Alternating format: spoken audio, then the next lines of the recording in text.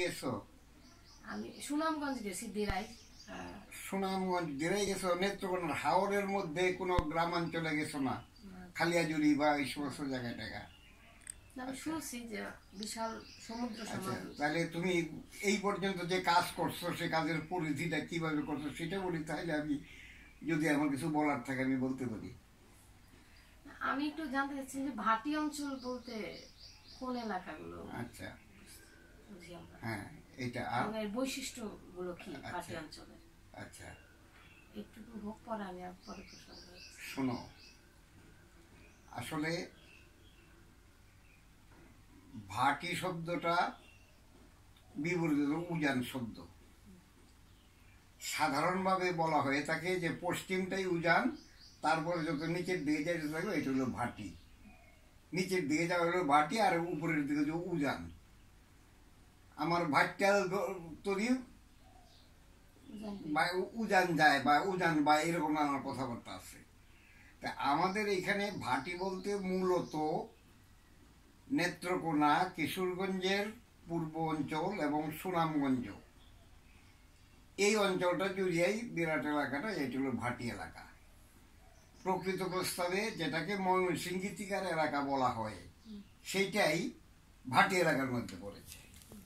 এবং ভাটি এলাকার একেবারে একটু নিচের দিকে যায় তো তারা উপরের দিকে লোককে বলে উজান, আবার একটু উপরের দিকে আছে তার উপরের দিকে তাদেরকে বলে ভাটি, এরকম করে। এবং ভাটি কথাটা অনেক সময় খুব খুব তুচ্ছার্থে ব্যবহৃত হয়। যেমন বাঙাল শব্দটা, বাঙাল আর বাঙালি একই শব্দ, কিন্তু বাঙাল বলতে খুব তুচ্ছার্থ মনে হয়। কি কারণে হয় এটার অনেক কথা হয়তো আছে, কিন্তু এরকম ভাটিয়া বাচ্চা বললে একটু পূজাবে যারা নিজেদেরকে একটু গৌরবান্বিত বোধ করতে বাচ্চা, ওই এর একটা ভাব আছে। যাই হোক, সেটা থাকলেও ভাটি হাওর এলাকার সংশ্লিষ্ট ভাটি। হাওর শব্দটা যে সাগর থেকে এসেছে নিশ্চয়ই তুমি জানো, জানো না? সাগর থেকে সায়র, সায়র থেকে হাওর, হাওর থেকে এই হাওরটাই এখন মানে সাগরের মতো নেই। কারণ আসলে যদি বর্ষায় সেই হাওর এলাকায় নৌকায় ভ্রমণ করা যায় তাহলে হাওরের প্রকৃত রূপ বোঝা যায়। নৌকা একেবারে এই যে উপরে উঠছে, আবার নিচে মনে হয় যে এখানে নৌকা তলিয়ে যাবে, কিন্তু সেখানকার মাঝিরা এরকমই দক্ষ যে নৌকা তলায় না। সাধারণত নৌকা ডুবি হাওরে এই হয়েছে এই অবস্থাতে তার শোনা যায় না। যাই হোক, এখন সেই হাওর এলাকাকে কেন্দ্র করে যে গান বাদ্য বা সাহিত্য, সেটাকেই মূলত ভাটির সাহিত্য বলতে পারো, লোক সাহিত্য নামে আখ্যায়িত। তো ময়মনসিংহ বলতে যা বুঝায় তা মূলত এই ভাটি এলাকার এই সৃষ্ট। এই তো। আচ্ছা, তাহলে এই ক্ষেত্রে হবিগঞ্জ আর ব্রাহ্মণবাড়িয়া কি পড়তেছে ভাটি অঞ্চলে? হবিগঞ্জটা হ্যাঁ, সিলেট তো বৃহত্তর সিলেটের কিছুটা অংশ, মানে পুরোটা না, পুরোটা না, কিছুটা অংশ। সুনামগঞ্জটা তো সিলেটের মধ্যেই ছিল, পুরোটা এই এলাকাটা পরে আর কি মোটামুটি। ফরিদপুর কি পরে ভাটি অঞ্চলে? ফরিদপুর পরে না, না, না, ফরিদপুর তো অন্যদিকে। ফরিদপুর তো আমাদের ময়মনসিংহ এবং ওই সিলেটের কিছু অংশ, তো সিলেট তো বৃহত্তর সিলেট, সুনামগঞ্জ এইটা নিয়ে পড়ে আর কি। ভাটি অঞ্চলের বৈশিষ্ট্যটা কি? মানে ওই ভাটির, শোনো, ভাটি অঞ্চলে প্রকৃত প্রস্তাবে এই বৈশিষ্ট্য পরিবর্তিত হয়েছে। এখন এই যন্ত্র ইত্যাদি হওয়ার ফলে ওই ফসলও অনেকবার ফলে, কিন্তু ভাটি অঞ্চলে তো 6 মাস একেবারে জলে আবৃত থাকে, আর 6 মাস এই ফসল একটা ফসল বলতো বুড়ো ফসল, একটা ফসল ফলতো, একটা ফসলের ভেতরে নির্ভরশীল ছিল। কাজে একটা ফসল ফলে সারা বছর কিন্তু ভাটির মানুষ কোনো কাজকর্ম কিচ্ছু প্রায় ছিল না, এবং এই সময়টাতেই তারা গান বাজনা ইত্যাদি করে কাল কাটাতো, এবং এই চাইল সৃষ্টিশীল পর্যায়ে ছিল তাদের। এইটা বলা যেতে পারে যে ভাটি অঞ্চলের দীর্ঘকালের বৈশিষ্ট্য ছিল। কিন্তু এখন এই যান্ত্রিক কারণে ফসল ফলারও একটা পরিবর্তন ঘটে গেছে। তারপরে বিভিন্নভাবে ভাটি এলাকা, আগে তো নৌকা চড়ার কোনো যাতায়াতের পথই ছিল না, এখন ভাটি এলাকায়ও ওই অন্যান্য যানবাহনের ব্যবস্থা হয়ে গেছে, ভাটি এলাকার কিছু কিছু জায়গা একটু উঁচু করে সেখানে সড়ক রাস্তা রাস্তা হয়ে গেছে। কাজেই ভাটি এলাকার যে বৈশিষ্ট্য ছিল আগের, সেই বৈশিষ্ট্য এখন আর পুরো মাত্রায় বজায় নাই। তবে এই ভাটি এলাকাটার যে চিন্তা চেতনা, যেটাকে ভাবাত্মক সংস্কৃতি বলা হয়, সেটা একটু অন্যরকম। সেই অন্যরকমটা কোথার মধ্যে আমাদের ভাটি এলাকাতে প্রকৃত প্রস্তাবে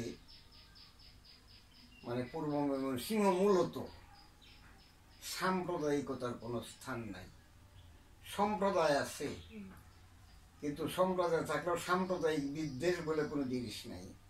হিন্দু আর মুসলমান একই পিণ্ডের দড়ি, কেহ বলে আল্লাহ আর কেহ বলে হরি, বিসমিল্লার ছিড়িবিষ্ট একই জ্ঞান, দুভাগ করিয়া দেখি রাম রহিমান। এবং ভাটি এলাকার যে বৈশিষ্ট্যটা, ওই অসাম্প্রদায়িক বা সাম্প্রদায়িক যে বৈশিষ্ট্য, তারা যখন যে কোনো গান শুরু করার আগে যে বন্দনাটা গায়, সেই বন্দনার মধ্যে সেই বৈশিষ্ট্যটা পরিস্ফুট হয়ে ওঠে। তুমি নিশ্চয়ই যেহেতু এইসব বিষয় আমার চেয়ে কম জানার কথাটা বেশি জানো তুমি। পুবেতে বন্দনা করি পুবের ভানুস্বর, জানো এটা গীতটা জানো? পুবেতে বন্দনা করি পুবের ভানুস্বর, একদিকে উদয় গো ভানু চৌদিকে পশর।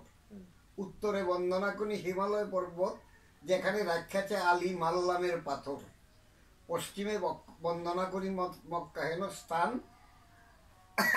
উদ্দেশ্যে জানাই গো সালাম মুমিন মুসলমান। দক্ষিণে বন্দনা করি ক্ষীর নদী সাগর, যে দরিয়ায় বাণিজ্য করছে চান্দ সদাগর। এখন এই যে পূবের ভানুস্বর, মাল্লামের আলীর মাল্লামের পাথর, মক্কা হেন স্থান এবং ওই ক্ষীর নদী সাগর চান্দ সদাগর পর্যন্ত, এইটিকে সর্বত্র একত্র করে দেওয়ার যে একটা ব্যবস্থা, এই সমান মর্যাদা দিয়া, এইটা সম্ভবত অন্য কোনো এলাকায় নাই। যে এই বিষয়টাই। এবং এই ভাটি এলাকার একটা চূড়ান্ত ব্যাপার হচ্ছে এইরকম, ওইটা আমি ওই আমার তো মনে পড়ে শক্তিনাথ যাই ছিলেন, আমি ওই মানে কি বলে শিল্পকলা একাডেমিতে একটা সভাপতিত্ব করছিলেন এবং শক্তিনাথ চা এসেছিলেন। তো এরপরে আর আমি তো এরপরে তো অসুস্থ হয়ে পড়ছি, আমার তো আর্থ্রাইটিস, ঘাট থেকে পা পর্যন্ত আমি চলাফেরা, এখন একটা কিছু রাখতে হলে পাটা নিজে রাখতে হয়, এরকম অবস্থা আমার বসানো, বেশিক্ষণ বসে থাকতে দাঁড়িয়ে থাকতে পারি না। এরপরে আমার ঢাকা যাওয়া হয় নাই, চিকিৎসার জন্য গেছি, কিন্তু তাও খুব কষ্টকর ব্যাপার। তো ওইখানেই আমার মনে পড়ে শক্তিনাথ ঝা ছিলেন। তারপরে মেদিনীপুর না বহরমপুর, হ্যাঁ বহরমপুর মুর্শিদাবাদ এলাকায়। আচ্ছা, সেখানে সম্পর্কে তিনি বলতেছিলেন যে বাউল যারা, তাদের উপরে কি ধরনের অত্যাচার ইত্যাদি হয়েছে, মাথায় শুরু দেওয়া। আমি সেইখানে সভাপতির ভাষণে খুব গর্বের সঙ্গে বলছিলাম যে এইরকম খবর সর্বত্র শোনা যায়, কুষ্টিয়ার যে লালন ফকিরের জায়গা সেখানে হয়েছে, কিন্তু আমি গর্বের সঙ্গে বলতে পারি আমি এমন এক এলাকার মানুষ, সেখানে এইরকম কোনো ঘটনা ঘটতেই পারে না। আমি একটা দৃষ্টান্ত স্বরূপ বলছিলাম যে উকিল মুন্সি কথাটার দ্বারা বুঝায় কিন্তু প্রকৃত প্রস্তাবে ওই মসজিদি যারা কেরানি এদেরকে বোঝাইত, কিন্তু আমাদের এলাকায় মুন্সি বলতে তাদেরকে বোঝায় না। মুন্সি বলতে বোঝায় মুসলমান সমাজের মধ্যে যারা পাশ করা মৌলবী বা মৌলানা নন, কিন্তু গ্রামে মুসলিমদের ধর্মীয় কাজে যোগদান করেন, ঈদের নামাজ পড়ান কিংবা 5 ওয়াক্ত নামাজ পড়ান, মানুষের বাড়িতে খতম পড়ানো ইত্যাদি করেন, এরাই মুন্সি নামে আখ্যায়িত হন। এবং এটা ধর্মীয় কাজ। ইসলাম ধর্মীয় কাজের সঙ্গে কোন রকম সঙ্গীতের গান বাজনার সম্পর্ক থাকতে পারে না, এটা সাধারণ ধারণা। এবং এই ধারণা থেকেই ওই বহরমপুর বলো কিংবা ওই কুষ্টিয়া বলো, সেখানে বাউল প্রস্তাব হয়েছে। আমাদের অন্যরকম। এই উকিল মুন্সি, তার নাম সম্ভবত আব্দুল আকন্দ মূল নাম, কিন্তু আব্দুল হক আকন্দ, হ্যাঁ। কিন্তু উকিল তার ডাক নাম, তারপরে উকিল মুসলিমের পরিচিত হয়ে গেল। অদ্ভুত ব্যাপার হচ্ছে যে তিনি মুন্সিগিরি অর্থাৎ ওই ধর্মীয় কাজকর্ম করেন, মসজিদে নামাজ পড়ানো, ইয়েতে ঈদের মাঠে নামাজ পড়ি করেন, এবং তিনি বাউল গান গান, এবং এই নিয়ে কোনো প্রশ্ন উত্থাপন হয় নাই কোনোদিন না। এবং এই কথাটাই আমি বিশেষ গর্বের সঙ্গে বলছি, আমি গর্ব করে বলতে পারি আমি এইরকম একটা এলাকার মানুষ। এইরকম প্রশ্ন উত্থাপন হয় না, এটা বোধ হয় অন্য কোথাও নাই। কাজে এইটা হলো এই এলাকার প্রধান বৈশিষ্ট্য, উকিল মুন্সি তার একটা জলজ্জান্ত দৃষ্টান্ত। তো এই বিষয়টাই এইখানকার যদি বৈশিষ্ট্য হিসেবে ধরতে চাও তো তাই। আমাদের এলাকায় কোনোদিন সাম্প্রদায়িক দাঙ্গা হয়েছে, হয়তো জমি জেলাত এই নিয়ে মানে মানুষের এই ভেদ বিভেদ ঝগড়া ফেসাদ হয়েছে, কিন্তু সাম্প্রদায়িক বিদ্বেষ যেটা বলে এটা আমাদের এখানে কোনোদিন হয় নাই। এই জায়গাটায় আমাদের একটা যে বৈশিষ্ট্য যে বিদ্যমান সেটা এখন পর্যন্ত বিদ্যমান আছে, এবং সমগ্র যে ময়মনসিংহ গীতিকা তার মধ্যে সেইগুলি বিদ্যমান। তারপরে এখানকার যে ওই গান বাজনার মধ্যে এমন কিছু আছে, যেমন প্রেমটাকে এই এলাকায় বলা হয় পীড়িত, মানে প্রীতি শব্দটা ওই মানে পীড়িত হয়ে গেছে। এবং বিভিন্ন গানের মধ্যে কতগুলি ধোয়া দেওয়া হয় ওই থেকেই, পীড়িত যতন পীড়িত রতন পীড়িত গলার হার, পীড়িত করিয়া যে জন্মরে সফল জীবন তার, এই গানের ধোয়া দিয়া গাজির গান গাওয়া হয়। তার মধ্যে দেখা যায় হয়তো ওই পীড়িত যত এটা লাগিয়ে দিয়েছে, ঘাটু গান, তারপরে নৌকা দৌড়নের গান, এই সবগুলির মধ্যে ওই অসাম্প্রদায়িক বা এই সাম্প্রদায়িক যে সম্প্রীতির সব পরিচয় কিন্তু আমাদের এই এলাকায় ফুটে উঠেছে। ওই এখানকার যে গান বা ওই কবিতায় যদি বলি, তার মধ্যে যেটাকে লোক কবিতা বলা হয়, এমন সমস্ত উপমা ব্যবহার করা হয় যেগুলি অন্য জায়গায় অসম্ভব। ওই পীড়িত সম্পর্কেই এইখানে এই ময়মনসিংহ গীতিকার গানের মধ্যে আছে যে এইরকম সংলাপ তো বলে যে পৃথিবীতে আর কোনো দেশে এরকম নাই। যেমন ওই তোমার কাছে এই কিছু বলা তো অতিরিক্ত বলা, তুমি নিশ্চয়ই এইগুলি জানো। কারণ যেমন ধরো যে মানে আমরা মহুয়ার গাথার মধ্যে নায়ক কইতেছে যে নায়িকা বলছে যে চুপ থাকলে নির্লজ্জ কুমার, লজ্জা নাই রে তোর, গলায় কলসি বান্ধে জলে ডুববে মোর। নায়ক যেন বলছে কোথায় পাইবাম কলসি কন্যা, কোথায় পাইবাম দড়ি, তুমি হও গহিনী গান আমি ডুববে মরি। তোমার তো ছবি মুখস্থ। এবং শুধু তাই নয়, এই প্রীতের জন্য নানান রকম উপমা, ওই রাধা কৃষ্ণ শ্রী ফরহাদ ইউসুফ জুলেখা কত কিছু আছে। কিন্তু আমাদের এখানে ওই পল্লীর কবি যে সাধারণ গাছ থেকে যে উপমাটা দিয়েছেন, কলা গাছের যে পাতাটা যেটা থেকে কলা, এটাকে আমাদের এখানে বলে ডাগুয়া, কলার যে পাতা, ডাগুয়ার সঙ্গে থেকে পাতা। এখন এইটাকে প্রেমের উপমা হিসেবে আমাদের কবি বলছেন, আরেক পীড়িত করিয়াছিল ডাগুয়ার সনে পাত, ফুরদা ফুরদা হইয়া গেলেও তেও না সারে সাত।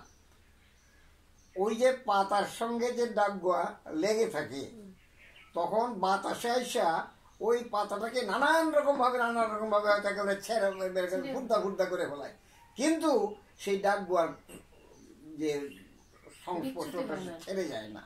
এইটা একনিষ্ঠ প্রেমের একটা উদাহরণ হিসাবে আমার কবিতা ব্যবহার করছেন। আমি তো বলি এইরকম উপমা কোথাও আছে, তা আমার অন্তত জানা নাই। আরেক পীড়িত করেছিল ডাগুয়ার সনে পাত, ফুরদা ফুরদা হইয়া গেলে তেও না সারে সাত। এরকম অসাধারণ একেবারে দৈনন্দিন জীবনের চোখের সামনে দেখা জিনিস থেকে উপমা নেয়া, এটা খুবই অন্যরকম। এই যে প্রেম প্রীতির কথা আর ধর্মের কথা, ঈশ্বরের কথা একই সঙ্গে চলে আসছে। এই উকিল মুন্সি এরা যে গান গাইতেন আমাদের এখানে, মালজোড়া গান বলে এক রকমের গান, ভাটি এলাকারই সব সৃষ্টি। মালজোড়া গানটা আসলে কি? আসলে হচ্ছে দুইজন বাউলের ভিতরে তত্ত্ব কথা নিয়ে বিতর্ক, পুরাপুরি বিতর্ক। এবং এই বিতর্কের ব্যাপারটা আমাদের এই এলাকায় অসাধারণ বিদ্যমান। যখন বলা হয় যে গ্রামের মানুষ, সাধারণ মানুষ যুক্তির ধার কথাগুলো বিশ্বাস করে, এই কথাটা যে মিথ্যা আমাদের এই ভাটি এলাকার কবি গানের মধ্যে এবং এই মালজোড়া বাউলা গানের মধ্যে আছে। কবি গান অসাধারণ। এই কবি গান যে পশ্চিম বাংলার যে কবি গান আর আমাদের বাংলাদেশের কবি গানের প্রাবুল পার্থক্য। দীনেশচন্দ্র সিংহ পূর্ববঙ্গের কবি গান নিয়ে বেশ বড় সংকলন করছেন আছে, তবুও সেই পূর্ববঙ্গের কবি গানের একেবারেই মানে বৈশিষ্ট্যগুলি তিনি ঠিক এইভাবে তুলে ধরতে পারেন বলে আমার মনে হয় না। আমার একটা ছোট্ট বই আছে, বইটাও এখানে এইভাবে পাওয়া যায় না, আমার ইয়ের মধ্যেও আছে, ওই যে বাংলাদেশের কবি গান। এই গানটা তুমি বইটা তুমি দেখেছো? হ্যাঁ, এই বাংলাদেশের কবি গানের মধ্যে এই গানের বৈশিষ্ট্যগুলা আমি তুলে ধরছি। কবি গানে যে কোনো বিষয় নিয়ে বিতর্ক হয়। সে বিতর্ক কেমন হয়? সমস্ত শাস্ত্র গ্রন্থকে উল্টিয়ে দিয়ে বিতর্ক চলে। এবং সেখানে কিভাবে হয়? ওইটা একটা নাটকের মতন ব্যবস্থা। এবং বলা যেতে পারে এইটাই আমাদের নাটকের রূপ। একজন কবিয়াল উঠবেন, প্রথম উঠে নিজেকে পরিচয় দিলেন হয়তো রাম বলে কিংবা রাবণ বলে, আর তার বিপক্ষে যে কবিয়াল থাকবেন তাকে এর বিপরীতটা, তিনি আমি নিজে রাবণ আর আমার বিপক্ষের যে তাকে বললাম রাম বলে কতগুলি প্রশ্ন ছুড়ে দিলাম তাকে। এবং প্রশ্নগুলো এইরকম যে রামায়ণের যে কাহিনী তার মধ্যে থেকে আসবে, কিন্তু তার থেকে এই যুক্তির ভিতর দিয়ে নতুন কথা বেরিয়ে আসবে। রাম রাবণকে বা রাবণ রামকে নানাভাবে প্রশ্নবিদ্ধ করতেছে। তো রাম হিন্দুদের যে ভক্তিগীতি হিসাবে রামকে দেখা হয়, রাম হচ্ছে নারায়ণের অবতার, তিনি সাধারণ মানুষ নন। রাবণ রামকে প্রশ্ন করে বসলো যে তুমি রাম, তুমি এরকম মানে নারায়ণের অবতার, তুমি তো নারায়ণ, তাহলে তোমাকে এইসব করতে হয় কেন, ইত্যাদি ইত্যাদি। কেন করতে হয় তার জবাবে আমরা যেভাবে কথা বলবো দেখা যাবে যে আমাদের কবি গানের মধ্যে রাম এসে বলছে, আমি তো সাধারণ মানুষ একজন, আমি নারায়ণ হতে যাব কেন? একেবারে সম্পূর্ণভাবে যে ওই শাস্ত্র যে বিশ্বাসটার বিরুদ্ধে কথা বলা হচ্ছে, মানুষ ভীষণ উপভোগ করছে। রাবণ যে হয়েছে সে প্রমাণ করার চেষ্টা করছে নানান সূত্র ধরে যে এই তুমি যে নারায়ণ এই এই প্রমাণ পাওয়া যায়, এবং সবগুলি প্রমাণকে মানে খণ্ডন করছে আসে না, আমি সাধারণ মানুষ। তারপরে সাধারণ বুদ্ধি থেকে কিভাবে যে এখানে এই যুক্তি আসে, এই দুই কবিয়ালে আমার এখন মনে আছে মধু সরকার, কবিয়ালদের বলা হয়তো কবি সরকার, মধু সরকার আর মদন সরকার দুজনে গান হচ্ছিল।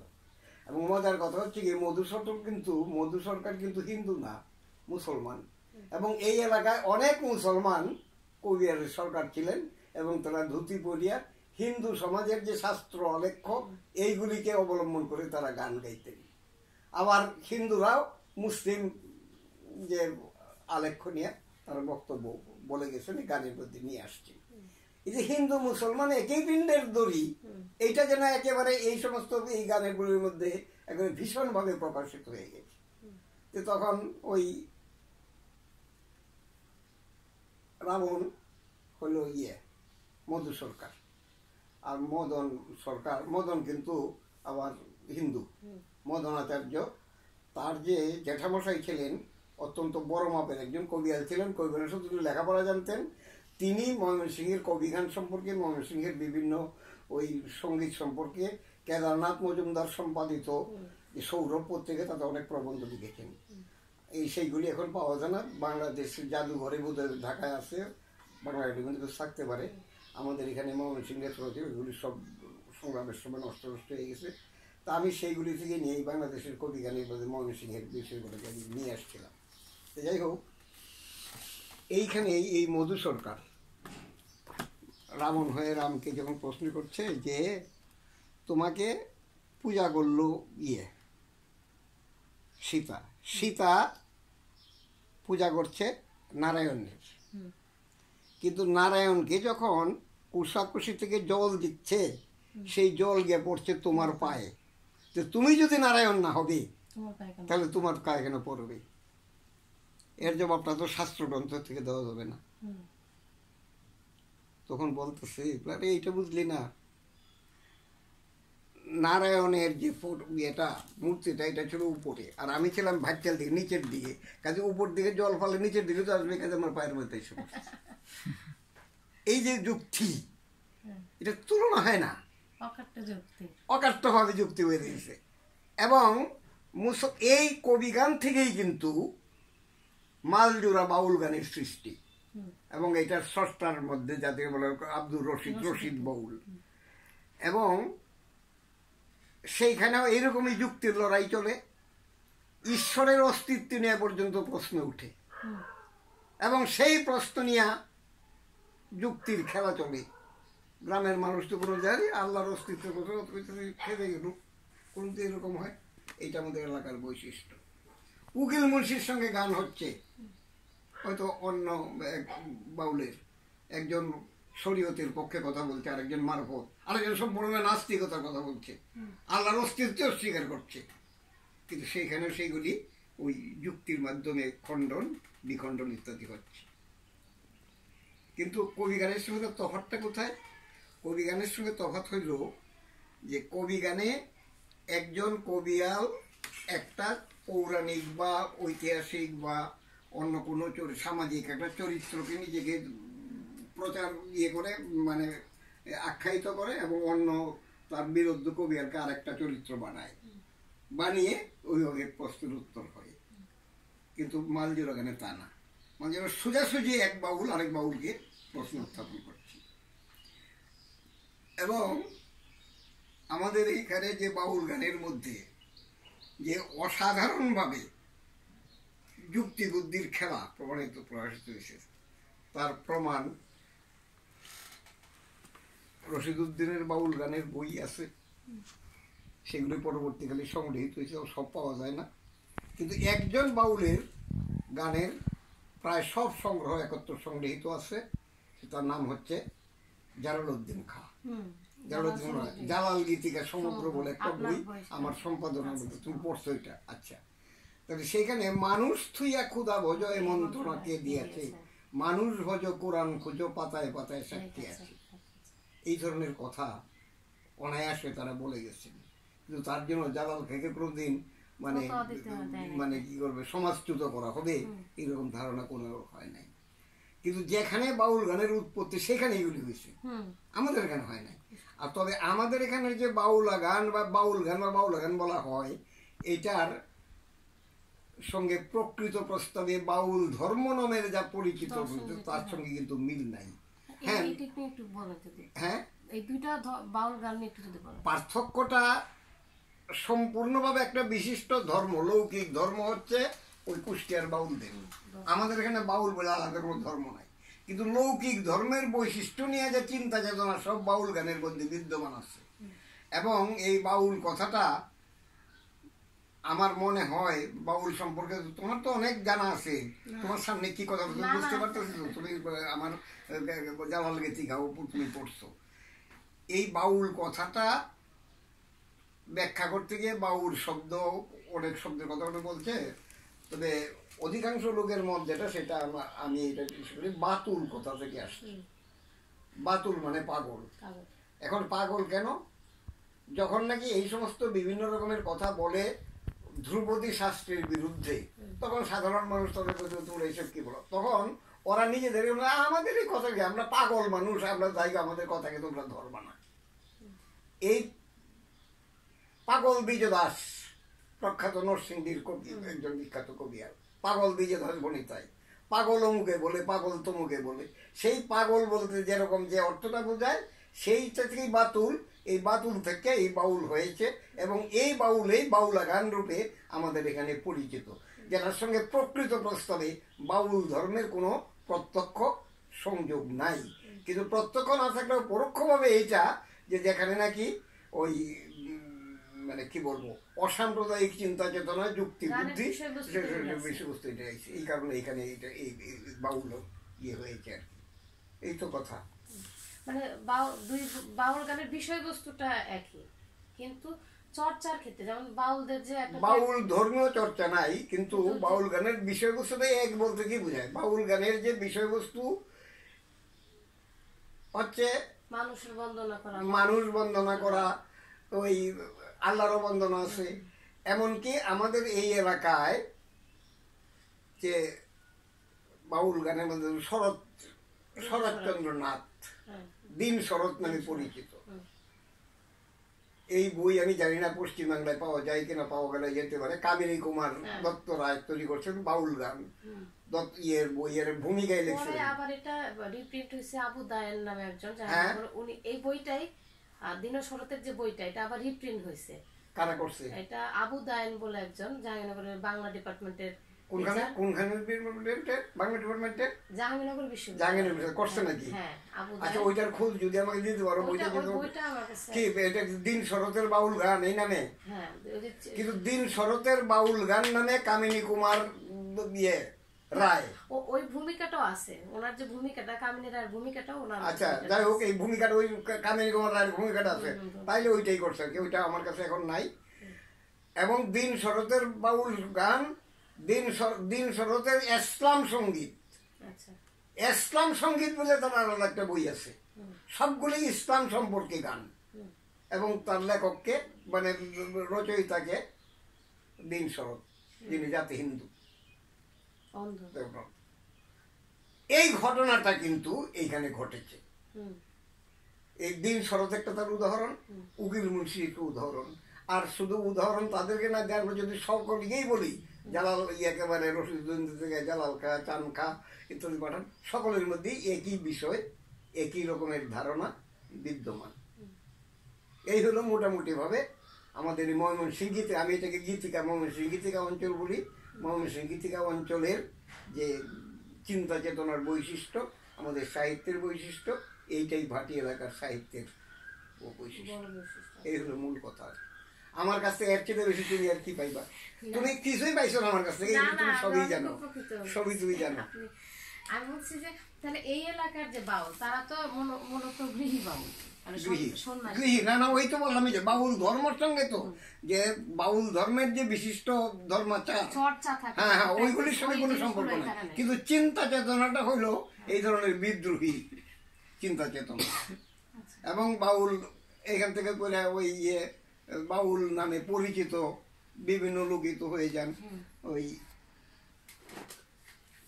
এই যে দেখো, নেত্রকোনার বাউল কবি বলে হামিদুর রহমান একটা বই লিখছেন, এটার মধ্যে বাউল যারা নয় এই রকমের অনেকেরও গান লিখছেন।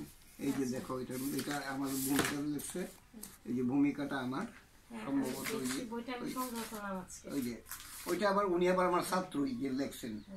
এই যে প্রসঙ্গগত থেকে আরম্ভ করিয়া তুমি সূচিপত্র দেখতে পারো, এই যে দেখো সূচিপত্র, এর মধ্যে একেবারে প্রকৃত আমাদের বাউলা গানের মধ্যে পড়ে না এইরকম লোকের কথা কিন্তু এখানে লেখা আছে। হ্যাঁ, ঠিক বাউলা গানের মধ্যে পড়ে না, কিন্তু প্রসঙ্গক্রমে উদ্ধৃত গেছে। যেমন ধরো এখানে রশিদুদ্দিন বাউল, উকিল মুন্সি, বাউল সাথে চানকা পাঠান, বাউল তৈয়বালি, বাউল ফকির চাঁদ, করম শাহ, মৌলানা মিরাসুদ্দিন, কাঙ্গাল শ্রীনাথ, এই কবিয়াল তারাচাঁদ, উনি কিন্তু বাউল না, কবিয়াল। তবে এইটার কথাটা আমি এখানে লিখছি ভূমিকাটাতে, এরকম কবিয়াল তারাচাঁদ, এই যে বাউল দিন শরতের কথা আছে, কবিয়াল লোচন কর্মকার, বিজয় নারায়ণাচার্য, এরা কিন্তু প্রকৃত প্রশ্নে বাউল না। হ্যাঁ, এই যে কবিয়াল লাল মাহমুদ, উনিও এরকম না, কিন্তু কবিয়াল লাল মাহমুদকে উদ্ধার করছিলেন বিজয় নারায়ণাচার্য। এবং অসাধারণ, লালনের চেয়ে কোনো অংশে কম না। এইখানে কোন গানটা দিচ্ছে আমি জানি না, ওইটা উনি সৌরভ পত্রিকার মধ্যে উদ্ধার করছিলেন। এবং হামিদ সাহেব ওইখানে কোন থেকে আনছে, এই যে কবিয়াল তারাচাঁদ, কবিয়াল লাল মাহমুদ।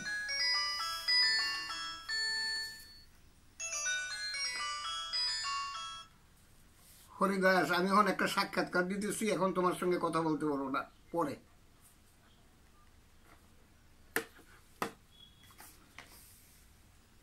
এই যে দেখো, সৌরভ পত্রিকা বিজয়াচার্য বলেন 1923 সালে তিনি রাধাকৃষ্ণ লীলা বিষয়ক অতি সমুদর পাঁচালী বলিতে পারিতেন, কণ্ঠস্বর অতি মিষ্ট ছিল। লাল মাহমুদ 1310 সনে মাত্র 14 বছর বয়সে মৃত্যুবরণ করেন। হ্যাঁ, এই যে তার একটু অসাম্প্রদায়িক লোকজন একটা গান, এই গানটা এখানে দিয়েছে, লালনের চেয়ে কোনো অংশে, প্রভু বিশ্ব মূলাধার অনন্ত নাম ধরো তুমি, তোমার হয় অনন্ত আকার, কখনো আকারে বিরাজ করো কখনো নিরাকার।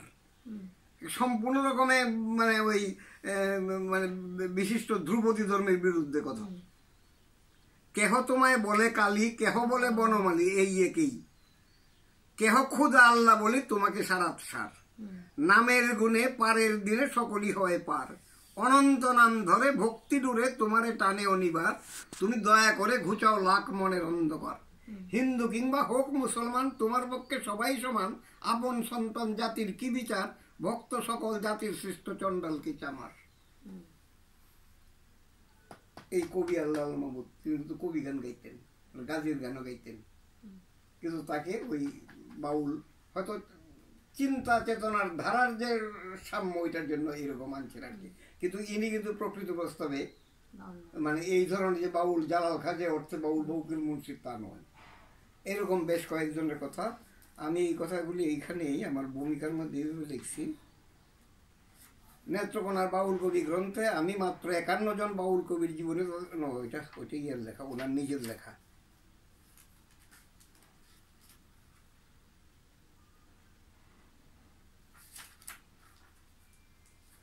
এটা নিজের লেখা, আমার লেখাটা, এটা আমার লেখাটার মধ্যে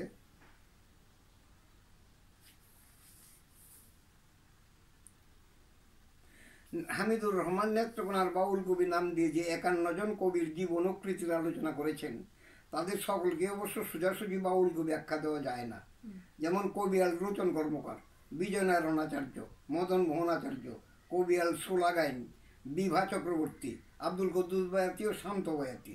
তবু এ অঞ্চলের বাউলগণের সৃজন প্রসার প্রক্রিয়ার সঙ্গে এদের সংযোগ শত্রু কিছু উপেক্ষা করা যায় না, এ বিষয়টি হামিদুর রহমান যথাযথরূপে উপলব্ধি করেছেন।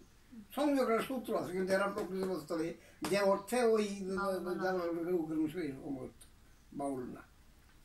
তারপরে অবশ্যই আমি বইটির প্রসঙ্গকতা উপসংহার তিনি জানিয়েছেন, এক গ্রন্থে অনেক বাউলের পুরো তথ্য জন্ম মৃত্যু তারিখ পাওয়া যায়নি যথার্থ সংরক্ষণের অভাবে। পরবর্তী সংস্করণে হয়তো আরও নতুন কিছু সংযোজন সম্ভব হবে। এজন্য মাঠ পর্যায়ে যে পরিমাণে কাজ করা প্রয়োজন আমার বার্ধক্যজনিত অপারগতার কারণে সেটা পুরোপুরি সম্ভব হয়ে ওঠেনি। আশা করি নেত্রকোনার লোকসংস্কৃতি যারা লালন করেন, যারা এ নিয়ে গবেষণা করেছেন, তারা এ ব্যাপারে আরও সজাগ দৃষ্টি রাখবেন। হ্যাঁ, আরও আমি লিখছি আর কি, আরও সজাগ দৃষ্টি রেখেই অন্য গবেষকদের এগিয়ে যেতে হবে। হামিদুর রহমান যেমন অন্যদের কাছ থেকে আলো নিয়ে নিজের প্রদীপটিকে উজ্জ্বল করে তুলেছেন, তেমনি উজ্জ্বলতর প্রদীপ জ্বালানোর দায়িত্বই বর্তাবে তার পরবর্তী আলোচক ও গবেষকদের উপর। এভাবেই তো প্রতিনিয়ত আলো দিয়ে আলো জ্বালার কাজ চলতে থাকবে। দিন শরতের ইসলাম সঙ্গীত বইটা কি পেয়েছো তুমি? ওইটা তুমি খোঁজ করে দেখো, একে সম্পূর্ণ ইসলামের উপরে সমস্ত গান। এই দুইটা বই তার বেরিয়েছিল, দিন শরতের বাউল গান আর দিন শরতের ইসলাম সঙ্গীত। এই দিন শরতের ইসলাম সঙ্গীত বলতে এখানে উনি দিন শরতের খুব সংগ্রহ করতে পারেন নাই। দিন শরতের ইসলাম সম্পর্কে গান বোধহয় এখানে আছে কি না।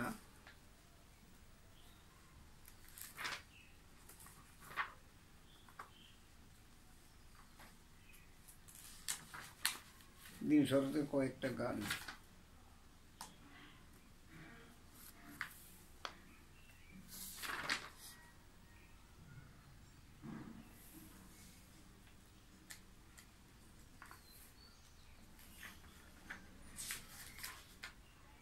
এই যে বন্দি গফুরুর রহিম আল্লাহ আপে নিরঞ্জন, যাহার কুদ্রতে পয়দা এ তিন ভুবন, এ দুনিয়ার আজব লীলা কে বুঝি তার কেমন খেলা, দমে দমে বেঁচে মৌলা দম গেলেই মরণ।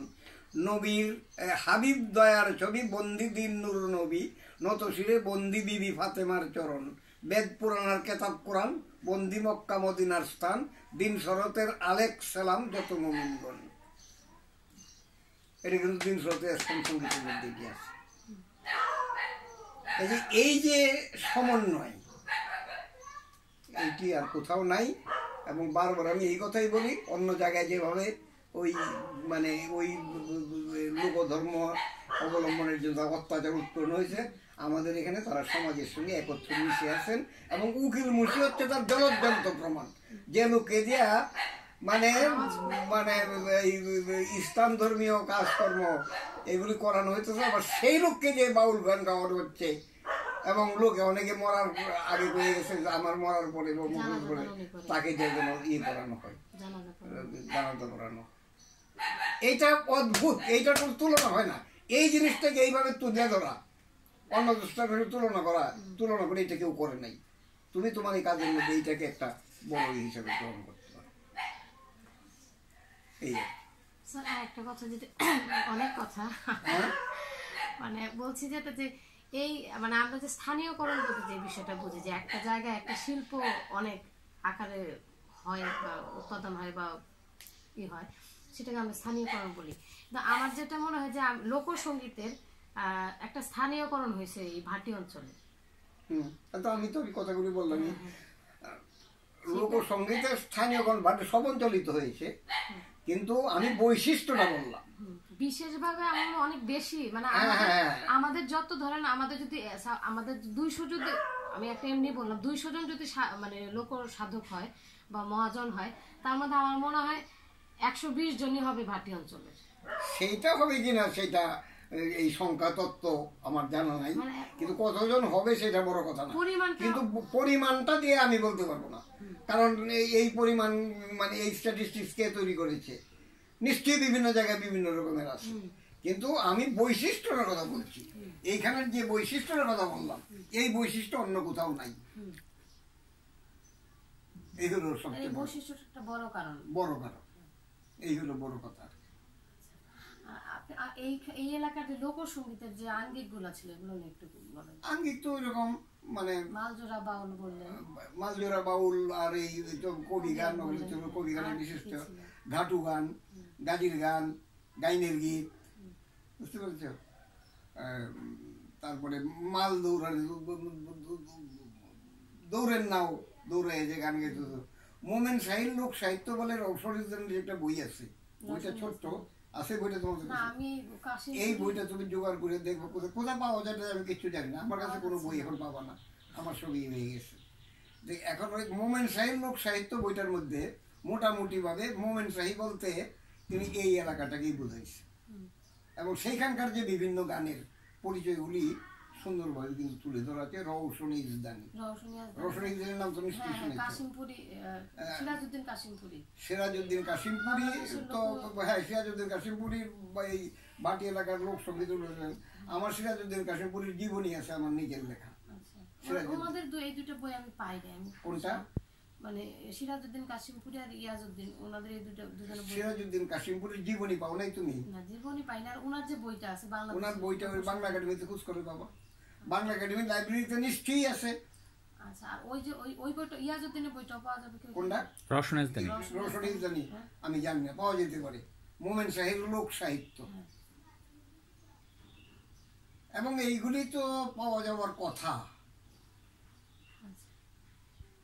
মোমেন শাহির লোক সাহিত্য বলে জোগাড় করলে তুমি এই এলাকার যে বিভিন্ন যে মানে লৌকিক সঙ্গীতের যে প্রকরণ এগুলি পেয়ে যাবে।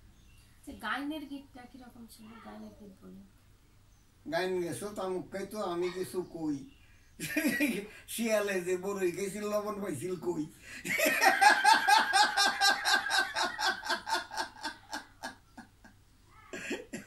ওই গাইন দুই গাইনে এরকম ভাবে ঠিক মানে যেমন গাইনের মধ্যে মানে ওই কি বলে ওই বাউল গানের মধ্যে যেরকম মাল জোড়া এইরকম হয় না, কিন্তু দুই গাইনে ওই পরস্পর বিরোধী অনেক কথাবার্তা কইয়া দুইজন গাইনে ওই গাইনের গীতও মূলত ওই তোমার ওই বেহুলা লক্ষিন্দরের ইত্যাদি এইগুলি নিয়ে হয়, বিভিন্ন জিনিস নিয়ে এগুলি হয় আর কি। সূর্যব্রতের গান, উড়ি গান, হ্যাঁ সূর্যব্রতের গান, পুরী গান, হোলি হ্যাঁ, গান, সূর্যব্রতের গান, ওগুলি আসলে মেয়েলি সঙ্গীত। ধামাইল। হ্যাঁ, ধামাইল কি ধামাইলটা ঠিক, হ্যাঁ, ধামাইলটা ঠিক নেত্রকোনা না, ধামাইলটা কিন্তু হবিগঞ্জ বা ওই এলাকার আর কি। হ্যাঁ, ধামাইল গান তো, ধামাইলের তো একেবারে ছিল, তাদের একজন ছাত্রী, ওর নামটা জানি কি, চম্পা। চম্পা বলে একটা মেয়ে আছে, তার কাছে যদি তুমি যাও, সে এখন তো মোহনগঞ্জ কলেজে মাস্টারি করে না, মোহনগঞ্জ না স্যার, কই আছে সে এখন? আরো ভিতরে, ওই সে যেখানে মাস্টারি করে, এই চম্পারে যদি পাও আর কি, চম্পা আমার এখানে আমার গান শোনাইতো, প্রচুর ধামাইল গানের আছে তার কাছে, সঙ্গে সঙ্গে বলার সঙ্গে সঙ্গে এইরকম নাচ আছে, ধামাইল নাচ। আচ্ছা, মানে আগের যে মানে গানের যে চর্চা ছিল, এখন কি সেই চর্চাটা সেই পর্যায়ে আছে? সেইভাবে কোনোটাই কোনো সময় নাই। এখন কি আর থাকতে পারে? এখন সব ওই রেডিও তো টিভির প্রচার, তারপরে গ্রাম তো এখন শহর হয়ে গেছে। কাজেই এইগুলি তো এই কটার লোকের কাছে এইগুলি পাবা, যে সমস্ত জিনিস। আমি তো শুধু সঙ্গীতের কথা বলি না, এই যে অনেক যে ইয়ে আর কি, এই মানে কি বলবো, কৃত কৌশলের ব্যাপার যেগুলি আছে, মনে করো মাছ ধরার যে সমস্ত সরঞ্জাম আগে ছিল, এগুলি তো এখন পাওয়া যাবে না। ঢেকি, আমি শহরের ছেলে মেয়েদেরকে ঢেকি তারা চেনে না, দেখেই নেই, তাইলে ঢেকি নেই, দেখেই না, চিনেই না, নামও জানে না অনেক সময়। তো এই অনেক জিনিসটা এগুলো লুপ্ত হয়ে গেছে। কাজে সেই লুপ্ত হওয়ার সঙ্গে সঙ্গে তো এই গান টানের ব্যাপারও, গানও এখন ওই মানে ওই টিভিতে যা শোনা যায় সেইগুলি দেয়। তবে একটা উল্টা দিকও আছে, যেমন উকিল মুন্সির গান নিয়ে ওই হুমায়ুন আহমদ তার শ্রাবণ এর মধ্যে গান দিছে, এতে এটা আবার নতুন করে একটা তার জনপ্রিয়তা অর্জন করছে। এইভাবে উল্টে পাল্টে আসে আর কি। এই যে এর মধ্যেও তো ওই এইখানে ইয়ের ওই প্রধানমন্ত্রীর সেক্রেটারি এতে আছেন, সেক্রেটারি সাজ্জাদ কি জানি, সাজ্জাদুল হাসান না, সাজ্জাদুল হাসান, উনি এক অনুষ্ঠান করছেন ইয়েতে মোহনগঞ্জে উকিল মুন্সির উপরে। তো এটা আজকে হওয়ার আগে 17 তারিখ ছিল, তারপর এটা বলছিল 1 তারিখ, এটা শুনছি এখন 15 তারিখ, এবং আমাকে বলছে উকিল মুন্সি সম্পর্কে মানে আলোচনা করার জন্য। এই 15 তারিখ ওখানে হবে মোহনগঞ্জে। কাজে এগুলি হচ্ছে তো এইভাবে নতুন পজিটিভ দিকে, এইভাবে পুরনো জিনিসকে নতুন ভাবে জাগরণ করতে। মনে করো এই যে নেত্রকোনার বাউল গানটা ইদানিং খালি বেরিয়েছে, এটা তো নতুন ধারণার একটা ইয়ে। এই যে বইটা উকিল মুন্সির উপরে বেরিয়েছে, অনেকের লেখাগুলি নিয়ে ওখানে আছে, তো এগুলি তো হচ্ছে। কাজেই আগের যা ছিল আগের মতনই হবে তা তো না, এখন তো হচ্ছে এগুলা। আর এটা তো লোক সংস্কৃতির একটা বৈশিষ্ট্য। হ্যাঁ, অবশ্যই। এই যে দেখো, এই যে উকিল মুন্সির গানের মধ্যে, এটার মধ্যে আমার সঙ্গে এই যে যতীন সরকারের সাক্ষাৎকার, দীপক সরকার একসাথে, এই তোমার কাছে যে কথাগুলি বললাম, এই ধরনের কথাগুলি এখানে আছে আর কি।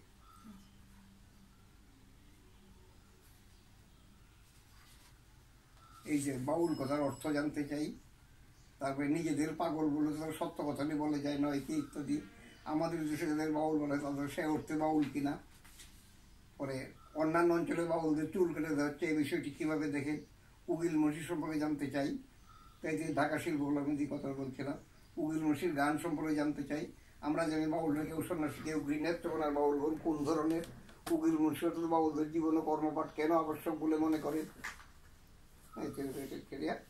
আপনি যাকে বলেন সাংস্কৃতিক অঞ্চল, এই সাংস্কৃতিক তুমি ইচ্ছা করলে এটা তোমার 7 থেকে 10 মিনিট লাগবে, তুমি ইচ্ছা করলে এটা পড়ে বলতে পারো। আমি যে কথাগুলি বলছি এগুলি আছে, তুমি এখানে একসঙ্গে একটু এখন পড়ে বলতে পারো।